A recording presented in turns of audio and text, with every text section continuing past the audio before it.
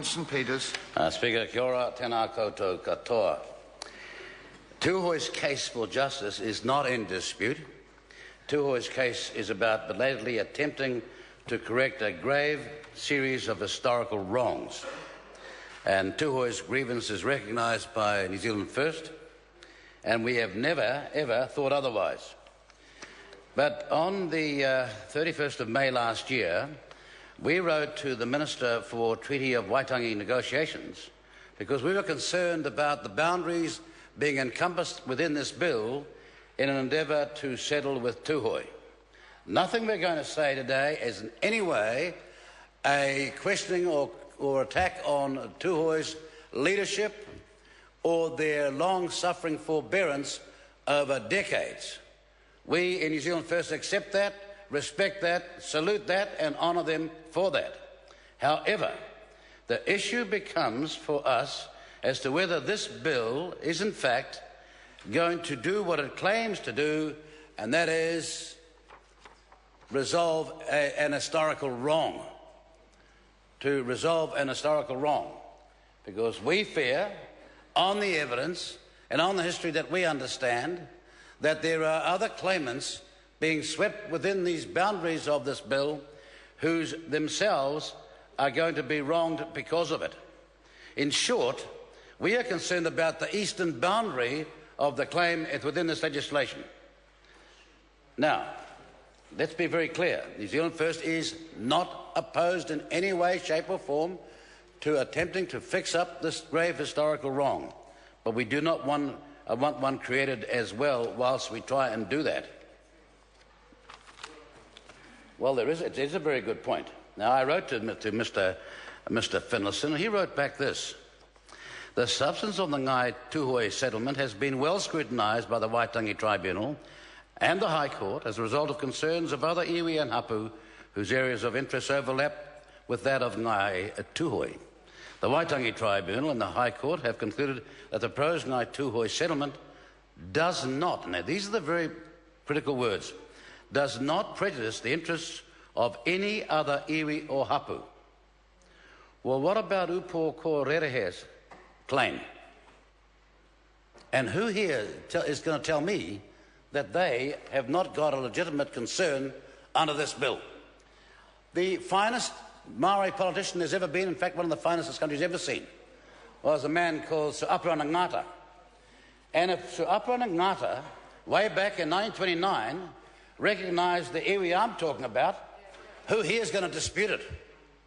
Who in this Parliament, including the Minister, including the High Court, including the Department, including all these other so-called experts, is going to dispute that back in 1929, Sir Apirana Ngata, the then Minister, that is, the Minister at the time of Native Affairs, issued a seal and ensign recognising that iwi status to a Poriki and to the Ohiwa Harbour connection. Except in this bill, all of a sudden, Tuhoe is at the edge and has claims to Ohiwa Harbour and traditional fishing rights. Now, I want to know from some Maori member who sat on that committee, what happened to the claimants about whom I speak? Those claimants who somebody no less than the absolutely, totally esteemed leader, Apirana Ngata, recognised way back on December 12, 1929. Now, if you're going to say that these people's rights are not in any way trammelled or fettered or influenced, well, I can't come to the Select Committee because I'm on so many other ones. Unlike that member, I actually do some work. Unlike that member, I'm on other Select Committees, and we can't be on them all. But long before he got here, I was aware of this issue. I'm the minister, Mr. Henare. I'm the minister that went to Tuhoe and gave them back their land. What's his record? I know, I'm the minister. See, here we go. He wants to shout down his lack of knowledge.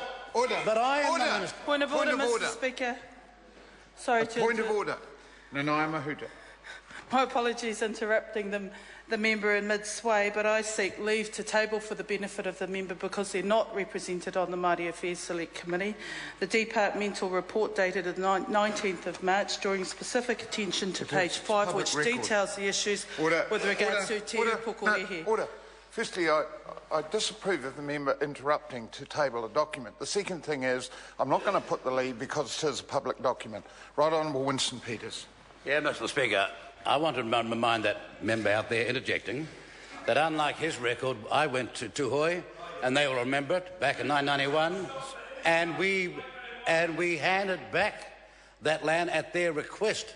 No one else did, so let's not have this sort of humbug here. I'm not disputing Waikato Moana.